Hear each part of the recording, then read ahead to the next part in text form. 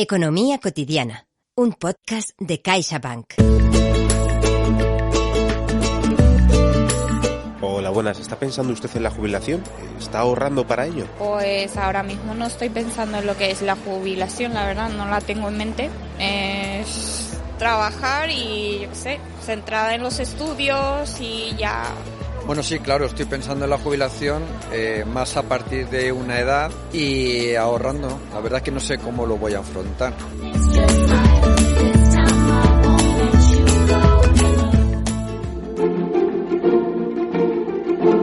Ya estamos de vuelta en un nuevo episodio de Economía Cotidiana. Por si aún no me conoces, yo soy Iván Pachi y en nombre de todas las personas que hacen posible este podcast, te doy las gracias. Hoy nos encontramos con la quinta entrega de este podcast que hace posible CaixaBank y poco a poco vamos despejando algunas dudas sobre nuestras finanzas del día a día. Y entre esa gestión de nuestras finanzas está la gestión de nuestra jubilación, una meta vital en nuestra sociedad, en la que todo el mundo pone su punto de mira como objetivo. A mí me queda mucho tiempo para jubilarme, pero mucho de verdad, ¿eh? Que sí. En definitiva, que no estoy ahorrando tanto. Y ya lo sé, que eso quizás no sea lo mejor para mi futuro. Hagamos una cosa. ¿Y si invitamos a un experto y que nos dé unos consejos? La asignatura pendiente de la jubilación, con Jordi Martínez. Ahí lo tienes, Jordi Martínez, director de Educación Financiera del Instituto de Estudios Financieros. Y antes de ir a la entrevista, permíteme que te recuerde que este podcast es posible gracias a CaixaBank. Hola Jordi, ¿qué tal? Bienvenido a Economía Cotidiana, ¿cómo estás? Muy bien, muchas gracias por la invitación.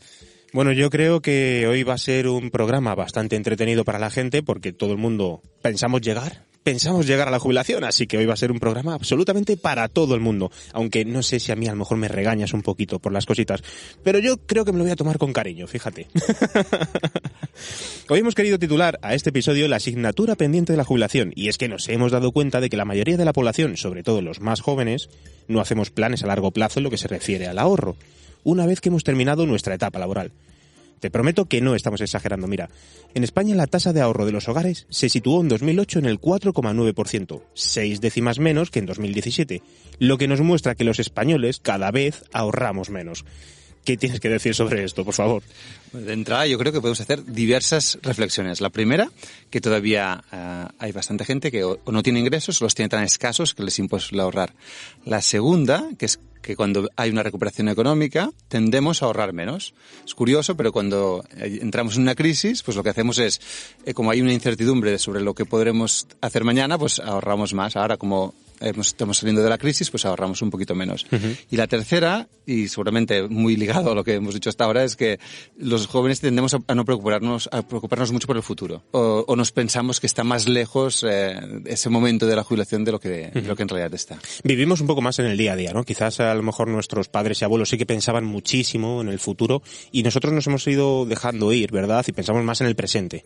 Sí, yo creo que somos una generación que vivimos más el presente. Seguramente hemos tenido menos carestías en nuestros primeros años de nuestra vida. Uh-huh. Y ellos, pues algunos venían de la posguerra, otros son hijos de la posguerra, sí. Y eso hace seguramente que se viva de distinta forma y la incertidumbre pues pese mucho más. Bueno, épocas diferentes, está Correcto. Claro. Bueno, en los últimos meses, en realidad años, ha habido también un importante debate en torno a la sostenibilidad del sistema, principalmente de las pensiones públicas en nuestro país. Jordi, sé que lo que te voy a pedir es difícil, lo sé, pero ¿nos puedes poner un poco en contexto de manera breve? Sí, yo no soy un experto de sostenibilidad del sistema de pensiones, pero voy a intentarlo. Vale. De entrada, nuestro sistema es un sistema de reparto, que quiere decir que los que hoy trabajamos pagamos unas cotizaciones que sirven para pagar las pensiones de los pensionistas actuales. Uh-huh. Que también quiere decir que nuestros descendientes son los que, cuando coticen, pagarán nuestras pensiones cuando nosotros nos jubilemos. Es un sistema de solidaridad intergeneracional. Las cotizaciones de hoy en día, pues hay una ratio de 2:1. Quiere decir, hay 2 trabajadores por cada jubilado, 2,2. Vale. Es un ratio que dices, oye, pues hay unos 9 millones de jubilados y unos 18 millones de trabajadores. Uh-huh. Este ratio va a ir cambiando. ¿Por qué? Pues porque son más los que nos vamos a jubilar y menos los jóvenes que van a cotizar. Uh-huh. Y eso hace pues que la sostenibilidad se cuestione, ¿no? No quiere decir que no haya soluciones. Seguramente pues uno puede pensar, por ejemplo, bueno, pues los que ganan más que coticen más, ¿no? Pero son decisiones ya políticas. Claro. Y lo que sí que habría que hacer quizás es pedir a aquellos que nos gobiernan pues que miren a largo plazo y lleguen a soluciones de consenso que nos beneficien a todos. Sí, al final esto va a ser una cosa, como bien dices tú, política y también de todas las personas un poco expertas en economía, como yo también te considero a ti, ¿no? Que también es una cosa en la cual entráis todos en este campo. Pero sí que me gustaría que nos dijeras cómo nos podemos preparar, porque como tú bien decías ahora, va a llegar un momento en el cual a lo mejor ya no va a ser esa proporción de 2 a 1, porque el baby boom se tiene que jubilar. Correcto. El baby boom Sí. se tiene que jubilar aún. Entonces, ¿nos puedes contar más o menos cómo nos podemos preparar? ¿Cómo me puedo preparar yo? Yo creo que lo primero que deberíamos hacer es saber en qué situación estaremos, ¿no? Pensar qué jubilación vamos a tener. Bueno, pues vamos a informarnos, vamos a ver cuántos años voy a haber cotizado, qué pensión se prevé que vaya a tener, y a la vez no solo pensar qué es lo que voy a ingresar, sino qué es lo que voy a gastar. Realmente pues podemos empezar a pensar, oye, cuando yo me jubile, ¿qué quiero hacer? ¿No? Pues quiero vivir con el mismo tren de vida que tenía cuando estaba trabajando, o puedo vivir con un poquito menos. Pues a partir de aquí son las preguntas principales, ¿no? Hay una cosa que se llama la tasa de reposición, que consiste en comparar el último salario que recibe un trabajador con la primera pensión. Y esa tasa de reposición en España es bastante alta porque es del 80%. Pero bueno, no deja de ser que del día que te jubilas al día siguiente, pues vas a tener unos ingresos del 20% menos. Pues quizás empezar a pensar cómo vamos a cubrir este gap del 20%. Claro, quizás este sea uno de los mayores problemas de las personas, en mi caso, ¿no? Que estoy en la media de los 30, pero también la gente que tiene 40 o 50, que les queda, a los últimos que te he dicho, les queda 17 años por jubilarse. Es muchísimo tiempo. En 17 años puede ocurrir un montón de cosas. Entonces, sí que tiene que quizás saber un pequeño ABC, ¿no? De pequeños datos, pequeñas cositas que podemos hacer para planear esa jubilación. Se me pueden ocurrir estas huchas llamadas planes de pensiones o fondos de pensiones. ¿Cómo lo hacemos? Es decir, ¿cómo abrimos? ¿Cuáles pueden ser los que verdaderamente nos atraigan? Sí, de hecho es lo que decía, para ir a buscar este gap o para ir planeando qué es lo que nos pasa dentro de 17, 27 o 37. Luego ya hablaremos, pero cuanto antes empieces, menos esfuerzo te va a suponer. Pero lo ideal es empezar a pensar a largo plazo, o sea, invertir a largo plazo, porque invirtiendo a largo plazo, sea un plan de pensiones, un fondo de inversión, una cartera de acciones, nos vamos a beneficiar del interés compuesto. Esto va a hacer que nuestras inversiones pues crezcan más y a largo plazo pues nos cueste menos. Y lo principal es conocernos a nosotros mismos, es decir, saber con qué riesgo puedo dormir o no puedo dormir. Yeah. O sea, al final, si yo voy a arriesgar mi dinero en una inversión y que seguramente me va a ofrecer más rentabilidad que una en la que arriesgue menos, pero no me va a dejar dormir, pues quizás es mejor que arriesgue menos. Con lo cual, lo principal es conocernos a nosotros mismos, saber qué aversión al riesgo tenemos y a partir de aquí, pues poder empezar a invertir. ¿Se puede empezar a cualquier edad? Es que cuanto antes mejor. Sí, pero aparte, por ejemplo, una persona a lo mejor de 58 años que nos pueda estar escuchando, sí, también. Que a lo mejor no lo tiene todavía, sí, por lo que sea. Por ejemplo, sí. Y seguramente cuando se jubile lo van a necesitar menos que el que ahora tenga 30, por lo que decíamos del factor de sostenibilidad. Pero sí, una persona de 58 años también puede aportar en un fondo de inversión, en un plan, o aprovechar la fiscalidad de los planes de pensiones, por ejemplo, para tener un colchón para cuando se jubile. Y en tu conocimiento, ¿cuál crees que se puede adaptar bien, por ejemplo, a una persona de 30, 40 años, ¿vale? Es que creo que depende mucho del perfil de cada uno. Porque claro, tú puedes tener dos personas de 30 años, dos hermanos gemelos, yeah, que uno tiene una aversión al riesgo muy grande y el otro es mucho más arriesgado. Pues al final, yo lo que les recomendaría es que inviertan a largo plazo, que diversifiquen. Por ejemplo, un fondo de pensiones o un fondo de inversión te permite esto, ¿no? Que con una pequeña aportación pues estás invirtiendo en un montón de empresas. Esto hace que si una va mal y otra va bien, pues se compense y el riesgo sea menor. Pero no perder nunca de vista este perfil de riesgo de cada uno, porque al final si yo soy una persona que sufro mucho si veo un día la inversión en negativo, aunque a largo plazo pues la tendencia sea que vaya a subir, pues mejor que invierta en otra cosa, ¿no? En cambio, pues si yo no soy una persona que igual soy más mayor, igual tengo 50 en vez de 30, pero pues mi perfil es más arriesgado, pues quizás podré coger un producto que sea más adecuado a este perfil. Vale, yo creo que tienes un ejemplo que nos puede ayudar muchísimo con esto que has comentado ahora mismo recientemente, ¿no? Con dos hermanos, vale. Vamos a imaginarnos ahora a dos hermanos gemelos. y aunque sean gemelos tienen vidas distintas, trabajo, estudios, familia, lo que sea, ¿no? El perfil de los dos es distinto. ¿Los planes de pensiones cómo lo hacen?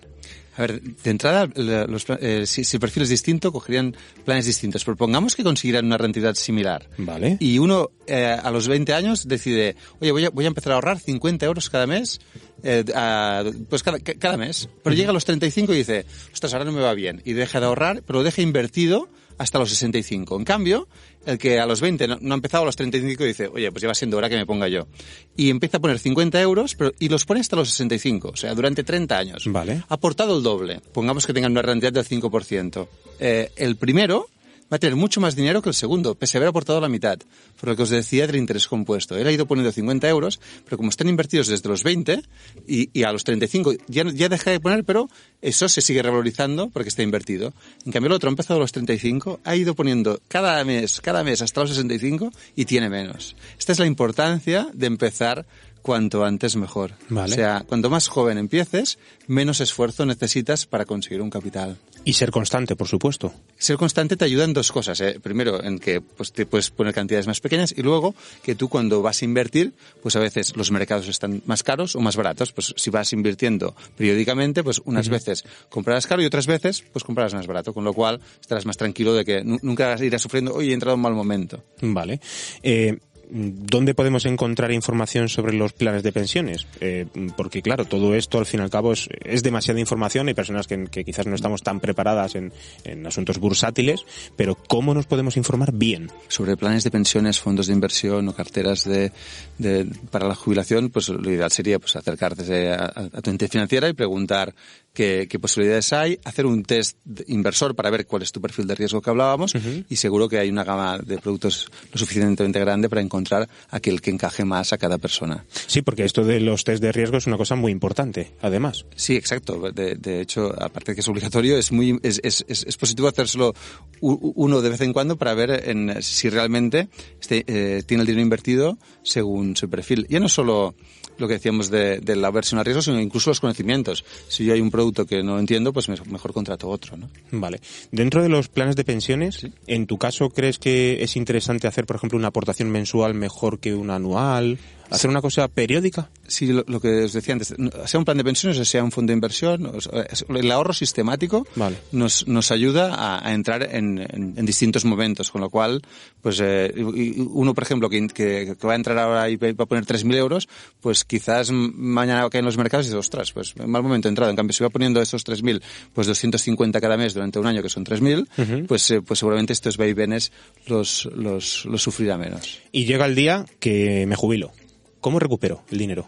A ver, el dinero en aquel momento podrás decidir si lo quieres recuperar de golpe o quieres recuperarlo como una especie de renta, es decir, que te complemente pues tu pensión. Vale, por ejemplo, pensar a muchos años en mi casa es quizás más difícil porque todo puede cambiar muchísimo, pero una persona que mañana se jubile, ¿cuáles son las maneras que tiene para recuperar ese dinero de su plan de pensiones desde hace 20 años? Pues puede rescatarlo de golpe o puede decir, pues oye, quiero tener una renta de... ¿Un sueldo mensual, por ejemplo? Sí, o puede decir, o quiero sacar 1.000 euros hasta que se acabe, o quiero convertirlo en una renta vitalicia de que me dé dinero hasta que yo fallezca, pues la cantidad que me toque. Y disfrutar mis días, pues aquí en la costa levantina, ¿verdad? Sí, claro, con esa renta, ¿no?, mensual, ¿no?, que te está proporcionando este plan de pensiones, además de tu jubilación pública. Correcto. De hecho, yo lo que os decíamos al inicio, yo creo que la sostenibilidad de las pensiones pasa por un pacto político y que seguramente hay soluciones para que cuando nosotros nos jubilemos siga habiendo pensiones públicas y solidarias y justas para todos. ¿El plan de pensiones lo recomiendas a todo el mundo? Es decir, sea el trabajo de funcionaria, sea un trabajo de freelance, sea un trabajo militar, por ejemplo, se me ocurre. ¿A cualquier persona? Yo más que un plan de pensiones recomiendo ahorrar a largo plazo. El plan de pensiones es un vehículo. Vale. Al final pues puede ser un plan de pensiones, puede ser hacerte tu cesta de acciones, puede ser un fondo de inversión. Yo más que el producto, lo que sí que recomiendo a todo el mundo es que ahorre de forma periódica y sistemática. Y si puede ser, que preahorre. ¿Qué quiere decir preahorrar? que cuando te llegue la nómina a tu cuenta, en vez de esperarte al final de mes a ver qué ha sobrado y ahorrarlo, que ahorres al inicio. Al inicio. Sí. Qué interesante eso. Además ya nos lo han dicho también algunas compañeras o compañeros que han pasado por aquí y sí, a mí también me parece eso muy interesante y muy importante para todo el mundo.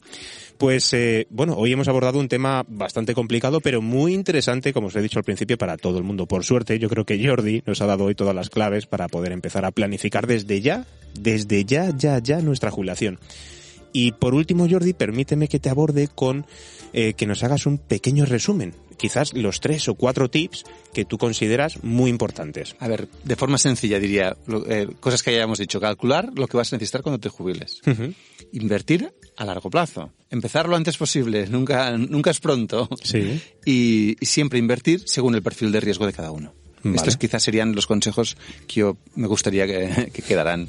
Vale, Jordi, pues una vez repasadas estas ideas fundamentales, también quizás cabría recordar, ¿no?, que a nuestros jóvenes o a los más adolescentes también fomentar, ¿no?, el ahorro con ellos. Sí, de hecho, empieza a haber programas de educación financiera para chavales jóvenes en los que se tratan un montón de temas y uno de ellos es el ahorro. De hecho, entender que privarse de algo hoy sirve para poderlo disfrutar mañana, pues creo que es un bien que podemos hacerle a los jóvenes.